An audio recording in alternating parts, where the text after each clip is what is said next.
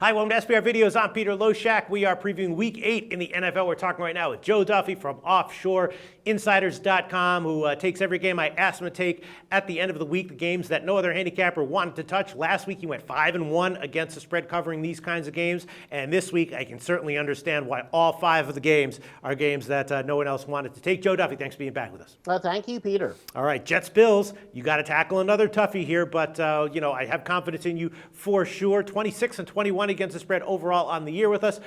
Tell us what's up with OffshoreInsiders.com right now and how you've been doing this year in football. And in fact, I'm going to use a little bit more of counterintuitive stuff on this video, and it's reasons like that when you think outside of the box why I've been able to be successful in this business. 27 years full-time, going back to the Score Phone days. Yet before a lot of you were born, I was selling picks successfully and had a lot of happy clients, and I've had people that have been with me for 20, 25 years, literally, and many for 5 years and what have you. Once you buy my picks, you give me some time, you're going to be with me for the next 20 years at OffshoreInsiders.com, Joe Duffy's picks. All right, sounds good, Joe. Well, Buffalo Jets, no surprise why no other handicapper wanted to touch this one. Jets, a 3-point home favorite. The total kind of all over the place. 40, 40.5, and 41 are all widely available. And, both these teams are kind of in a world of trouble. The Jets 1-5-1 against the spread on the year overall. The Bills lost four of their last 5 against the spread. So, if you want to bet this game, you're either taking the Bills or the Jets. Do you really want to bet the Jets with Geno Smith as a favorite giving points?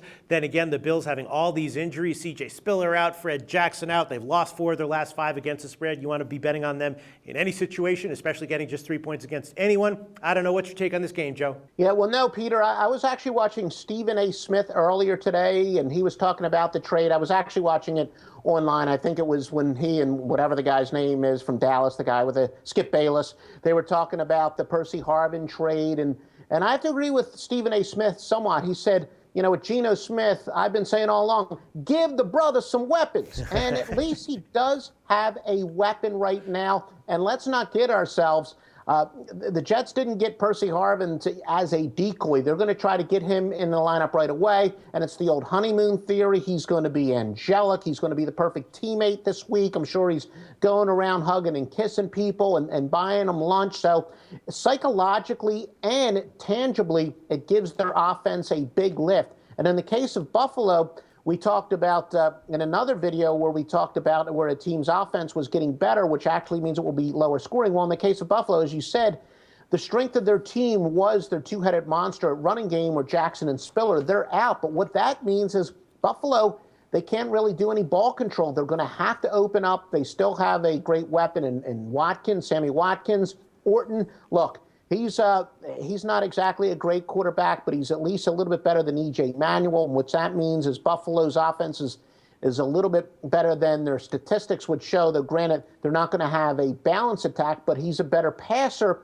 than Buffalo's overall statistics would indicate. Our Golden Rule of handicapping is the handicapping totals is a lot more about pace than it is about offensive or defensive competence. Buffalo's got to throw the ball more than they usually do. And the Jets, because of their big acquisition, I'm sure they're going to throw the ball more than they usually do and throw the ball downfield more than they usually do. So I expect a lot of passes in this game, even if Buffalo with so-so talent on offense and the Jets, maybe there'll be some 3-and-outs, but they won't be run 3-and-outs. They'll be pass 3-and-outs. I think there's going to be a lot more snaps in this game than usual, a lot more passes. Therefore, I think it's a great situation for the over with a very low total. And in fact, with the low total, I ran it, let's see, yeah, there we go. Since 2007, totals of 41 or less, and when I was compiling these notes, it was at exactly 41, perhaps it went up to 41.5, but totals of 41 or less since 2007 have gone over at a 668, 562 with 28 pushes rate. So I expect the game to go over the total. All right. Well, right now, before the call, I checked, and 40 is a widely available number for this total. It makes a lot of sense to me. Joe Duffy liking the over again, passing on the tough line spread here, and he's going to go with a total over 40 in Buffalo Jets. Thanks so much, Joe.